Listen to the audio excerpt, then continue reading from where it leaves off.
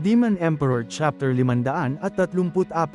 Ang nakaraan iniwan ni Chupa mga kasamahan niya dahil may pupuntahan na kakilala niya. Nagpapatuloy.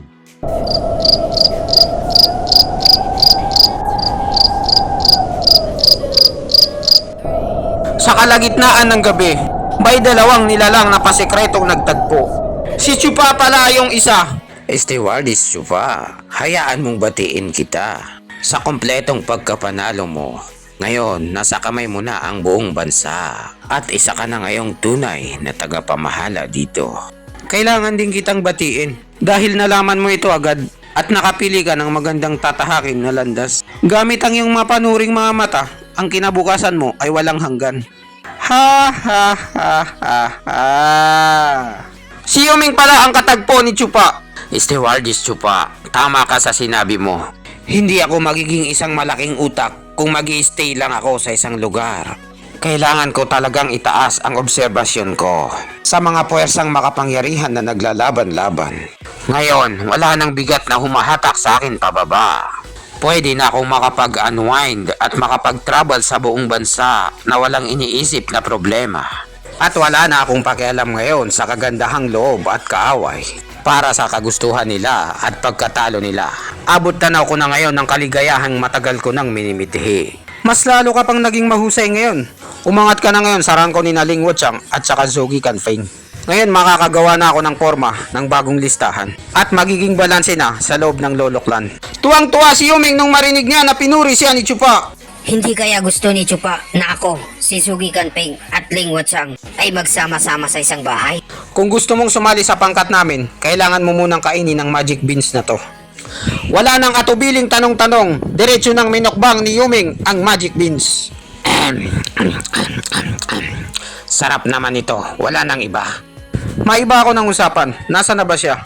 Stewardess Chupa, halika at sumunod ka sa akin.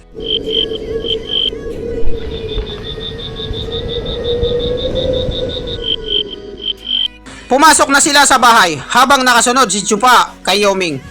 Nakita nila ang isang lalaking nakahilata at sarap na sarap sa tulog. Nilapitan nila ito at si Zhuge Canfeng lang pala. Kasalukuyang nananaginip.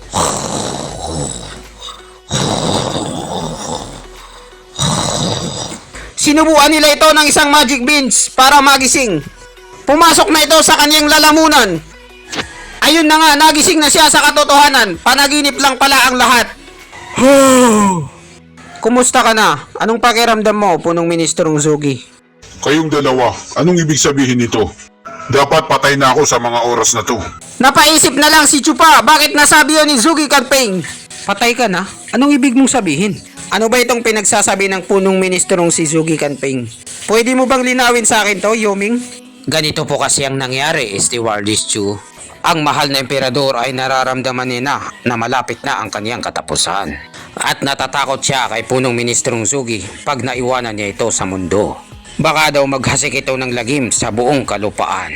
Kaya inutusan niya akong patayin si Zhuge Canfeng.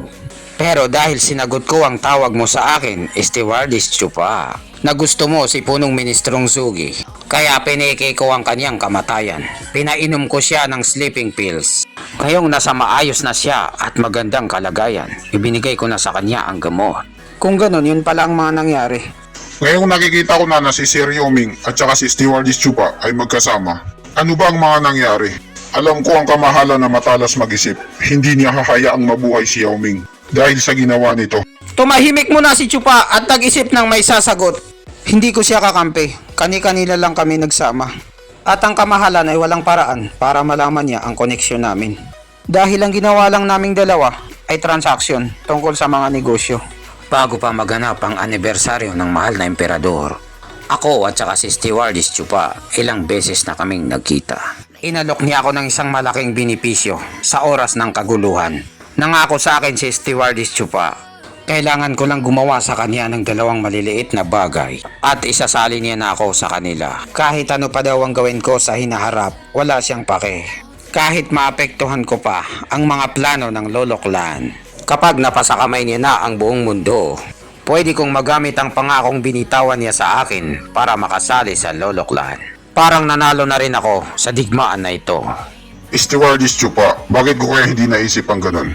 Hindi lang basta may tatali sa iyo ang kalaban, maakit mo rin sila. Mapapadali na lang sa iyo ang pagkuha sa iba. At ang paraan na ito ay hindi mo lang sa kanya nagamit, di ba? Tama ako. Oo, mayroon pang isa, si Ling Wuchang. Paano naman ako? Baka pwede akong sumali. Wala ba akong potensyal kaya hindi mo ko iniimbitahan? Sir Punong Ministro, napakataas ng potensyal nyo. Overqualified kayo. Pero nung mga oras na yun, kasama kayo sa mga bigating kalaban. Paano ko gagawin yun? Kukunin ko yung katunggali ko? Parang sinasabi ko na sumuko na lang siya. Totoo yan, may tama ka. Si Stewardess Chupa, minamadali niya ako na pilitin ng ikalawang prinsipe. Gumawa ng gulo nung araw ng anibersaryo para magkaroon siya ng palusot makaalis sa imperyo ng Kapitolyo. Sinetap niya ang lahat ng ito. Siya ang nagsimula ng digmaan ng lahat ng madaanan nito. Maliban pa rito, may ibang bagay pa. Ang pangingitlog ng ikalawang prinsipe na nagsimula ng rebelyon. Habang kinakalaban ni Chupa ang pamahalaan. Tahimik lang na nakikinig sa gilid, si Sugi Kanping. Alam mo bang napakaraming tao na nagtatanong sa akin tungkol dito? Noong oras na naglalaban ang pamahalaan at si Stewardess Chupa, pareho nilang gusto ang pag-atake sa korte para magamit ito upang mapabagal ang hukbo ni dugo. At ginamit naman ito ng kamahalang emperador na pagkakataon para mapalabas ang punong ministro sa kanyang lungga at tapusin ito sa isang idlap lang. Ipapalabas nila ito sa social media na isa kang traidor. Bilang krimen na nagawa mo, kaya kanila pinatay. Wala itong piyansa. Oo nga, ang himagsikan ng pinakamalaking pagkakamali ng matandang si ako. Masakit sa damdamin, pero huwag na nating banggitin yon. Nakakasira ng mood. Biglang nagkatinginan ng eye contact si Chupa at Yao Ming. Parang mayroon silang something sa isa't isa. Pagkatapos kong gawin ang trabaho na yon, si Stewardess Chupa, binigyan niya naman ako ng panibagong trabaho. Hindi naman sa pilitan na pinapagawa niya sa akin. Iligtas ko daw ang buhay ng punong ministro kay kamatayan. Nabigla na lang si Sugi Kanping at napatingin sa kanyang mga mata. Alam mo, sa una ayoko talagang gawin yon. Kasi natatakot ako sa mahal na emperador kapag nalaman niya. Pero si Stewardess Chupa, masyado siyang malupit. Ang kanyang paningin ay nakatuon agad sa Hell Valley bilang pinakamalaking unang bahay na winasak niya. Pinutol niya na ang pagkakataon kong makaalis. Sa di kalaunan, sinunod niyang tinapos ang pamahalaan. At ang natira na lang sa akin na pagpipilian ay ang pamilya ng emperador at ang Lolo Clan.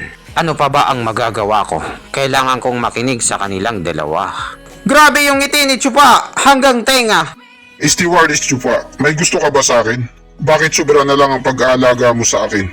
Ha ha ha ha ha. Tatapatin kita ng totoo. May gusto ako sa'yo. Nire-respeto kita, punong ministrong Sugi. Dahil sa pambihira mong abilidad.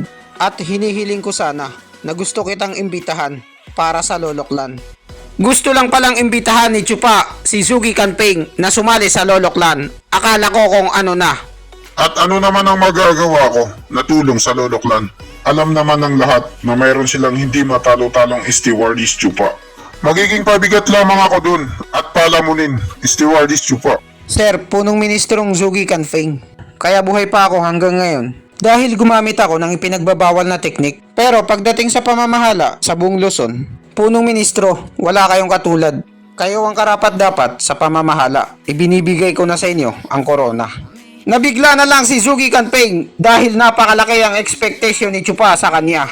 At dito nagtatapos ang chapter 534. Maraming salamat po sa panunood nyo. Mag-subscribe para laging updated sa buhay ni Chupa.